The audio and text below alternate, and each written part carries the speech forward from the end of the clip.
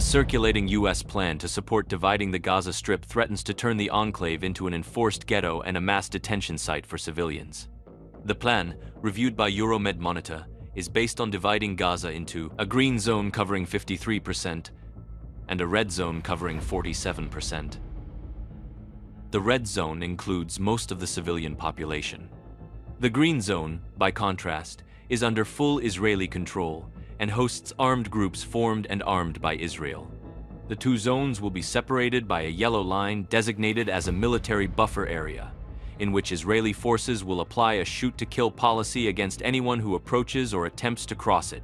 The plan is based on transferring the Palestinian population from the red zone to the green zone through various pressure tactics. This is done by creating a coercive environment in the red zone and making access to relative protection and basic services conditional on relocating to designated areas within the green zone. However, to move to the green zone, residents must undergo extensive security screening and vetting. The plan includes the establishment of cities of residential caravans in this area, with each city accommodating around 25,000 people within an area not exceeding 1 square kilometer, surrounded by fences and checkpoints. Entry and exit would be permitted only through security screening, effectively converting these sites into overcrowded detention camps.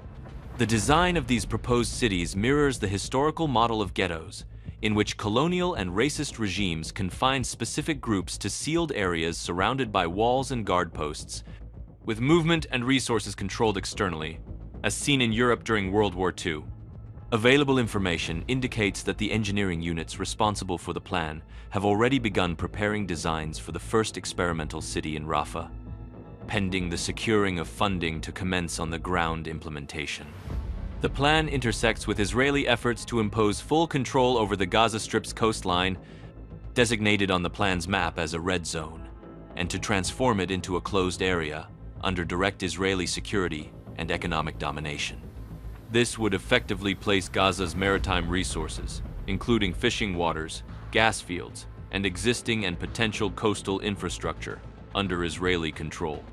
Alarmingly, the United States, which is responsible for the plan, is not acting as a mediator or a humanitarian supporter, but as an active party designing a political and operational framework that entrenches occupation, de facto annexation, and forced displacement under the guise of security and humanitarian arrangements.